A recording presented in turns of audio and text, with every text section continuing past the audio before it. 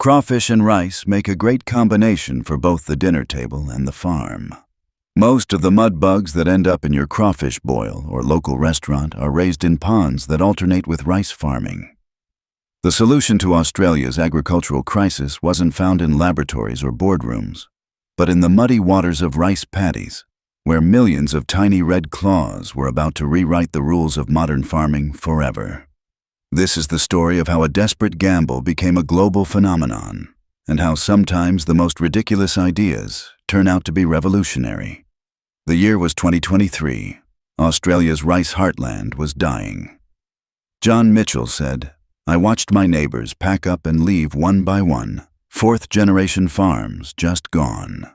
The water allocations kept shrinking, chemical costs kept rising, and the rice prices, they were in free fall." In the Riverina region, once Australia's rice bowl, over 40% of farms had closed in just 5 years. The survivors were hanging on by a thread.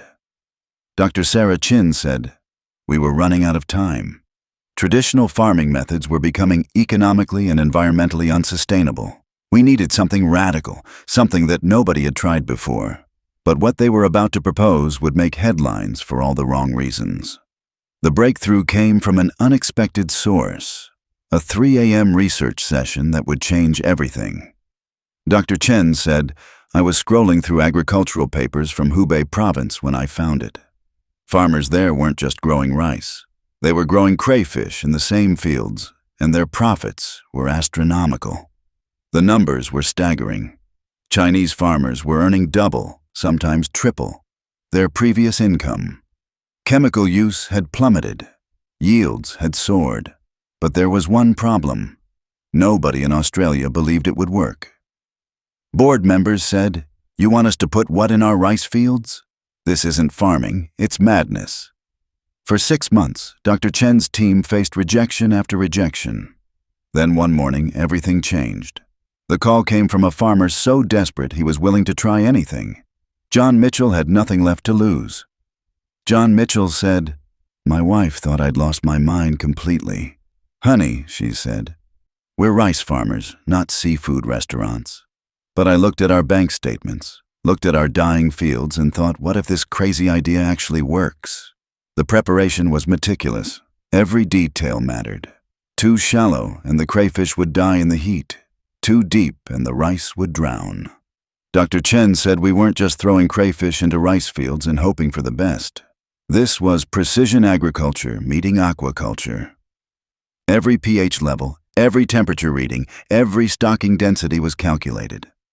John Mitchell added, "The day we released the first batch, I'll never forget it. 50,000 baby crayfish, each one no bigger than my thumbnail. My whole future was swimming in the palm of my hand, but they weren't the only ones taking a leap of faith." The internet was not kind. Social media posts said, "Breaking. Australian farmers have officially lost it. Next week they'll be putting kangaroos in their vineyards." Ha ha ha. TV comedian said, "I guess when life gives you rice fields, you make crayfish cocktail." News reporter said, "So tell us, Mr. Mitchell, what do you say to critics who call this the most expensive joke in Australian agriculture?" John Mitchell said, "I say, ask me again in 12 months. The mockery was relentless. But in the muddy waters of the Riverina, something extraordinary was happening that nobody could see. While the world laughed, the fields whispered secrets. Dr. Chen said, "By month 3, we were seeing things we'd never seen before. The water was clearer, the rice was greener, and the pest pressure, it was almost non-existent. The crayfish weren't just surviving, they were transforming their environment. Every movement aerated the soil. Every feeding session removed pests that would normally require pesticides." John Mitchell said, "I'd wake up before dawn just to check on them, not because I was worried, because I was amazed." The fields looked more alive than they had in years, but the real test was coming. Harvest season would reveal whether this madness was genius or the expensive mistake everyone predicted. November 2024, the moment of truth. The rice harvest came first. Cameras rolled, critics watched. The entire agricultural community held its breath. John Mitchell said, "When we saw those yield numbers, I actually cried. Not just maintained, improved. 8% higher than my best year ever." But the rice was only half the story. The real gamble was crawling beneath the surface. The second harvest had never been attempted at this scale in Australia. Would there be enough crayfish? Would they be healthy? Would they even be marketable? "Well," John Mitchell said, "that first trap, when I pulled it up and saw it full of these beautiful, healthy crayfish, that's when I knew we'd done something special. Some 200 kilograms per hectare at $15 per kilogram from fields that were supposed to be dying." The numbers were undeniable. The mockery was about to become admiration. The world that had laughed was suddenly paying attention. Chef Marco Rodriguez said, "When I first tasted these rice-filled crayfish, I was blown away. The flavor was incredible, clean, sweet, sustainably raised. My customers couldn't get enough. Export orders flooded in. Singapore, Hong Kong, even China, the birthplace of rice crayfish farming, wanted Australia's version." Dr. Chen said, "We weren't just changing farms. We were revitalizing entire communities. Young people who had left were coming back. New businesses were starting. It was a complete economic revival. Local business owners said, for the first time in decades, my feed store is expanding instead of shrinking." These farmers aren't just surviving, they're thriving. But perhaps the most profound change. The change was in the farmers themselves. John Mitchell said, "I went from being a laughingstock to, well, people call me a pioneer now, but I just call myself lucky. Lucky that I was desperate enough to try something crazy." The revolution wasn't staying in Australia. Agricultural delegations from Bangladesh, Vietnam, Uganda, and 15 other countries descended on the Riverina. They came to learn. They left as converts. Dr. Priya Sharma, Bangladesh Ministry of Agriculture, said, "What Australia achieved isn't just agricultural innovation. It's hope for food security in a changing climate. We're implementing pilot programs across 3 provinces." Within 18 months, the ridiculous Australian experiment had spread to 4 continents. Millions of farmers were transitioning from desperation to prosperity. The environmental impact was equally revolutionary. Methane emissions down 40%. Chemical usage reduced by 60%. Water consumption optimized. The planet itself was benefiting. The same internet that had mocked was now marveling.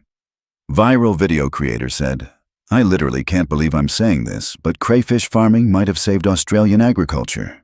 This is the coolest thing I've ever seen." Farm tourism exploded. Families drove hundreds of kilometers to see the crayfish rice fields that had become agricultural celebrities. Child visitors said, "Mom, can we have crayfish in our backyard?" Teachers said, "This shows us that innovation often comes from the most unexpected places." Sometimes the craziest ideas turn out to be the most brilliant. Awards followed. Agricultural innovation prizes, environmental stewardship recognition, even a United Nations Sustainable Farming Commendation. John Mitchell said, 3 years ago I was ready to give up farming forever. Today, I'm speaking to agricultural ministers from around the world. If that's not proof that you should never give up on crazy ideas, I don't know what is. Today, over 200,000 hectares of Australian farmland operate as rice crayfish systems. What began as desperate mockery became a global movement. The farmers who took the first leap of faith aren't just surviving, they're mentoring the next generation of agricultural revolutionaries. Dr. Sarah Chen's team continues to refine the system, exploring new integrations, new possibilities. Dr. Chen said, "We've proven that when we work with nature instead of against it, everybody wins. The farmers, the consumers, the environment, and yes, even the crayfish." The muddy revolution taught us something profound. That innovation doesn't always come from Silicon Valley or research labs. Sometimes it comes from desperate farmers willing to put crayfish in rice fields. And sometimes the most ridiculous ideas turn out to be the most revolutionary. The next time someone tells you an idea is crazy, remember the crayfish, remember the mud, remember that revolution. Sometimes starts from the them up. What impossible idea do you think might actually work? Share your thoughts below, and don't forget to subscribe for more stories of innovation that change the world.